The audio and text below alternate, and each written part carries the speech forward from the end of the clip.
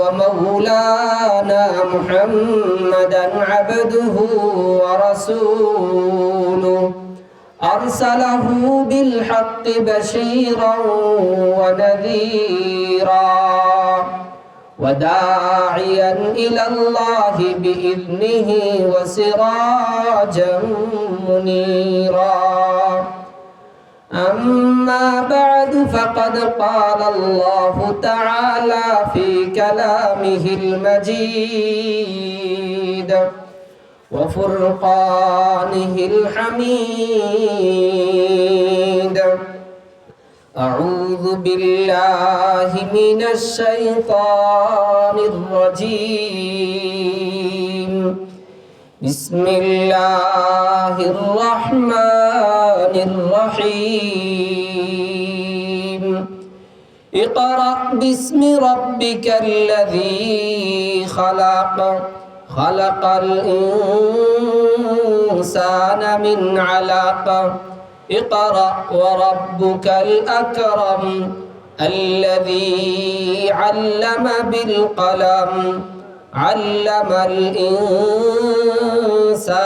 ما لم يعلم وقال رسول الله صلى الله عليه وسلم في أحاديثه عن عبد الله بن عمر رضي الله تعالى عنه قال قال رسول الله صلى الله عليه وسلم طلب العلم فريضة على كل مسلم وقال تعالى في كلامه المجيد يا أيها الذين آمنوا صلوا عليه وسلموا تسليما اللهم صل على محمد وعلى آل محمد كما صليت على إبراهيم وعلى آل إبراهيم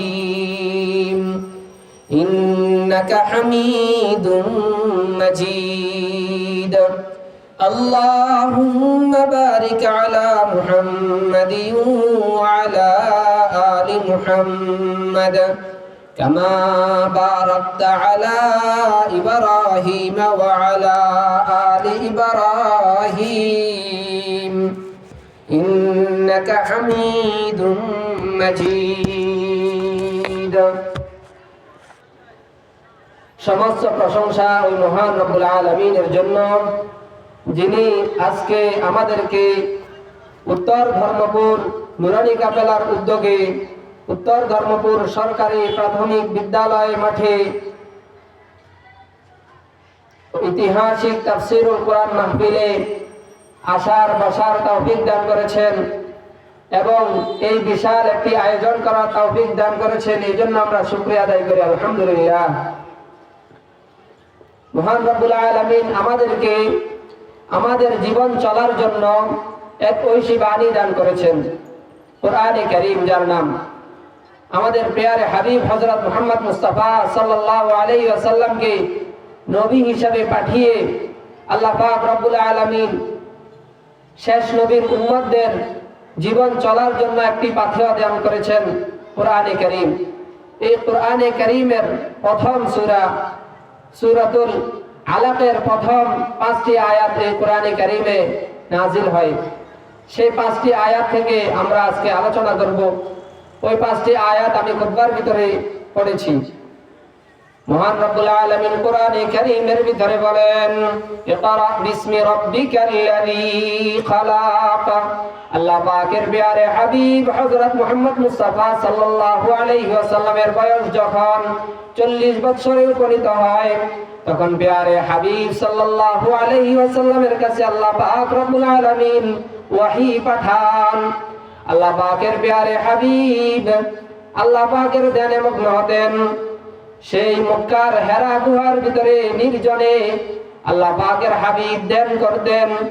যখন 40 বছর হয়, তারপর আল্লাহ রাসূল সাল্লাল্লাহু আলাইহি ওয়াসাল্লামের কাছে হঠাৎ একদিন হযরত জিবরাইল আলাইহিস সালাম আসে। আসার পরে এই ইকরা প্রথম আয়াতটি পাঠ করে আল্লাহ পাকের হাবিব উপরের দিকে তাকান, ডানে তাকান, বামে তাকান, কাউকে দেখেন না, কিন্তু আশ্চর্য হয়ে তিনি তাকিয়ে আছেন কোন দিক থেকে এই আওয়াজ আসছে। যখন উপরের দিকে তাকালেন তখন মেঘের আবায় একজন মানুষ অবয়ব বিশাল আকৃতির লোক দেখা যাচ্ছে। আল্লাহ পাকের হাবিব দেখে ভয়ে একেবারে কাতর হয়ে গেলেন। প্যারে হাবিব সাল্লাল্লাহু আলাইহি ওয়াসাল্লামকে বলা হলো ইকরা। রাসূলুল্লাহ সাল্লাল্লাহু আলাইহি ওয়াসাল্লাম এই শব্দটা বারবার 3 বার বলার পর শোনার পরে রাসূল সাল্লাল্লাহু আলাইহি ওয়াসাল্লামকে সম্বোধন করে বললেন ইকরা। ইকরা এর অর্থ হলো তুমি পড়ো। আল্লাহ পাকের হাবিব বলেন মা আনা বিকারি, আমি তো পড়তে জানি না। আল্লাহ পাক রব্বুল আলামিনের নির্দেশ ইকরা। এখন রাসূল সাল্লাল্লাহু আলাইহি ওয়াসাল্লাম তো হলেন উম্মি, তিনি কারোর কাছে পড়ালেখা করেন নাই। ছোটবেলায় বড় হয়েও কারো কাছে পড়াশোনা করার সুযোগ হয় নাই। আল্লাহ পাকের হাবিব বলেন আমি কি পড়বো, আমি তো পড়তে জানি না। তারপর হযরত জিবরাইল আলাইহিস সালাম আল্লাহ পাকের প্যারে হাবিব হযরত মুহাম্মদ মুস্তাফা সাল্লাল্লাহু আলাইহি ওয়াসাল্লামের কাছে আসলেন। কাছে এসে বললেন ইকরা, যে তুমি পড়ো। আল্লাহ পাকের হাবিব বললেন আমি তো পড়তে জানি না। এভাবে কয়েকবার বলার পরে তখন হযরত জিবরাইল আলাইহিস সালাম হযরত মুহাম্মদ মুস্তাফা সাল্লাল্লাহু আলাইহি ওয়াসাল্লামকে জড়িয়ে ধরলেন। জড়িয়ে ধরে মুলাকাতের সূরতে একবার একটা চাপ দিলেন, আবার ছেড়ে দিলেন, আবার মুলাকাত করে আবার আরেকটা চাপ দিলেন, আবার ছেড়ে দিলেন, আবার মুলাকাত করে আবার ছেড়ে দিলেন। এভাবে 3 বার হযরত জিবরাইল আলাইহিস সালাম মুহাম্মদুর রাসূলুল্লাহ সাল্লাল্লাহু আলাইহি ওয়াসাল্লামের সাথে মুলাকাত করেন। প্যারে হাবিব সাল্লাল্লাহু আলাইহি ওয়াসাল্লাম একটু আগে বলেছিলেন মা আনা বিকারি, আমি তো পড়তে জানি না। কিন্তু আল্লাহ পাক রব্বুল আলামিন শেষ নবীকে এমন মুজিজা দিলেন, হযরত জিবরাইল আলাইহিস সালামের সেই বুক মিলানোর সাথে সাথে আল্লাহ পাক রব্বুল আলামিন সর্ব রকমের ইলম হযরত মুহাম্মদ মুস্তাফা সাল্লাল্লাহু আলাইহি ওয়াসাল্লামের বুকের ভিতরে ঢেলে দিলেন। প্যারে হাবিব সাল্লাল্লাহু আলাইহি ওয়াসাল্লামকে তখন হযরত জিবরাইল আলাইহিস সালাম এবার বলতে লাগলেন ইকরা বিসমি রাব্বিকাল্লাযী খালাক, ইকরা বিসমি রাব্বিকাল্লাযী খালাক। হে মুহাম্মদ মুস্তাফা সাল্লাল্লাহু আলাইহি ওয়াসাল্লাম, ইকরা আপনি পড়ুন বিসমি রাব্বিকাল্লাযী খালাক, সেই মহান প্রতিপালকের নামে, আল্লাযী খালাকা, যিনি আপনাকে সৃষ্টি করেছেন। তাহলে যে মহান রব্বুল আলামিন আপনাকে সৃষ্টি করেছেন সেই মহান রব্বুল আলামিনের নামে আপনি পাঠ করতে থাকুন। এখন প্রথম ওহী আসলো যে পড়াপড়ি নিয়ে। আল্লাহ পাকের রাসূলকে নির্দেশ দিলেন যে পড়ার জন্য। এখন রাসূল সাল্লাল্লাহু আলাইহি ওয়াসাল্লামকে দুনিয়াবি সকল ইলম আল্লাহ পাক জিবরাইল আলাইহিস সালামের মাধ্যমে এই সময় থেকে শুরু করলেন দেওয়া। হযরত জিবরাইল আলাইহিস সালামের এই মুলাকাতের পরে এখানে লাগাতার 5টি আয়াত জিবরাইল আলাইহিস সালাম শোনালেন। সেই চাপের সাথে আল্লাহ রাসূল সাল্লাল্লাহু আলাইহি ওয়াসাল্লামের কলব অন্তর একেবারে ক্লিয়ার হয়ে গেল, যার কারণে আল্লাহ রাসূল সাল্লাল্লাহু আলাইহি ওয়াসাল্লাম যেটাই শুনলেন সেটা সাথে সাথে মুখস্থ হয়ে গেল। আল্লাহ পাকের রাসূল এর এই 5টি আয়াত মুখস্থ হয়ে গেল। এই যে চাপ দিল, চাপের কারণে রাসূলুল্লাহ সাল্লাল্লাহু আলাইহি ওয়াসাল্লাম খুব ভয় পেয়ে গেলেন, যে ভয়ের কারণে রাসূলুল্লাহ সাল্লাল্লাহু আলাইহি ওয়াসাল্লাম কাঁপতে আরম্ভ করলেন। অনেক ভয় পেয়ে গেলেন, গায়ে জ্বর এসে গেল। রাসূলুল্লাহ সাল্লাল্লাহু আলাইহি ওয়াসাল্লাম আম্মা জান খাদিজা রাদিয়াল্লাহু তাআলা আনহার কাছে আসলেন। এসে বললেন আজকে আমি খুব ভয় পেয়ে গেছি। এখন ভয় পাওয়ার কারণ সম্পর্কে আম্মা জান আয়েশা রাদিয়াল্লাহু তাআলা আনহা জিজ্ঞাসা করলেন। আয়েশা রাদিয়াল্লাহু তাআলা আনহা আল্লাহ রাসূলকে বিবাহ করার উদ্দেশ্য ছিল, এত বড় একজন ধনী মহিলা, উদ্দেশ্য ছিল রাসূলুল্লাহ সাল্লাল্লাহু আলাইহি ওয়াসাল্লামের কাছে শেষ জামানার আখেরি নবীর অনেকগুলো আলামত দেখেছিলেন, যার কারণে আম্মা জান আয়েশা রাদিয়াল্লাহু তাআলা আনহা চাইছিলেন যে আল্লাহ রাসূলের সাথে যেন ওনার বিবাহ বন্ধন হয়। তো এই জন্য শেষ নবীর অনেকগুলো আলামত উনি ওনার চাচাতো ভাই ওয়ারাকা ইবনে নওফেল থেকে উনি এগুলা শুনে মুখস্থ করে নিলেন এবং মুহাম্মদ সাল্লাল্লাহু আলাইহি ওয়াসাল্লামের ভিতরে সেগুলো দেখলেন। দেখার কারণে আকৃষ্ট হয়ে মুহাম্মদ সাল্লাল্লাহু আলাইহি ওয়াসাল্লামের ওই সময়ের প্রতি উনি অপেক্ষায় ছিলেন কোন সময় আমার স্বামী নবুয়ত পায়। যখন রাসূলুল্লাহ সাল্লাল্লাহু আলাইহি ওয়াসাল্লামের বয়স 40 হলো, আর একটা বিশাল ঘটনা ঘটে গেল। রাসূলুল্লাহ সাল্লাল্লাহু আলাইহি ওয়াসাল্লাম বাড়িতে এসে বললেন, জাম্মিলুনি জাম্মিলুনি, আমাকে চাদর দিয়ে আবৃত করো, আমাকে কম্বল দিয়ে আবৃত করো, আমাকে ডেকে দাও, আমার শরীর কাঁপতেছে, ভয়ে জ্বর এসে গেছে গায়ে। আম্মা জান খাদিজা রাদিয়াল্লাহু তাআলা আনহা ওনাকে সান্ত্বনা দিলেন যে ইয়া রাসূলুল্লাহ, হযরত আয়েশা রাদিয়াল্লাহু তাআলা আনহা থেকে হাদিস এসেছে। আয়েশা রাদিয়াল্লাহু তাআলা আনহা বলেন যে আম্মা জান আয়েশা রাদিয়াল্লাহু তাআলা আনহা তখন বলেছিলেন যে ইয়া রাসূলুল্লাহ, আপনার কোনো ভয় নেই যে আপনি আখিরি নবুয়ত পাবেন, হয়তো শেষ নবী হবেন, এজন্য আপনার এই ব্যাপারে কোনো ভয়ের কিছু নেই। আপনার মন শান্ত করার জন্য চলুন, আমি আমার চাচাতো ভাই যে ইঞ্জিল কিতাবের উপর যার পাণ্ডিত্য ছিল, যে ইঞ্জিলের আলেম ছিল, তার কাছে চলুন, তার কাছে গিয়ে আমরা আমাদের এই বিষয়গুলো বলি, দেখি উনি কি সমাধান দেন। তখন ওরাকা, তিনি ছিলেন আরবের ভিতরে, যদিও মূর্তি পূজারী, কিন্তু মূর্তি পূজারীদেরকে তিনি 100 সাপোর্ট করতেন না।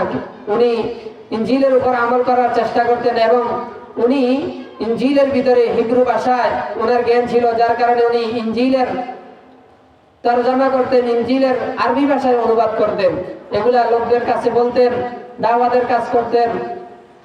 তো ওয়ারাকা প্রতীক্ষা ছিলেন, ইঞ্জিলের ভিতরে উনি পেয়েছেন এবং তাওরাতেরও অনেক জায়গায় শুনেছেন যে শেষ নবী আখেরি নবী এই মক্কা থেকে আসবে। তখন উনি এরকম লোক কাকে পাওয়া যায় এই আশায় থাকতেন, কাকে দেখা যায়।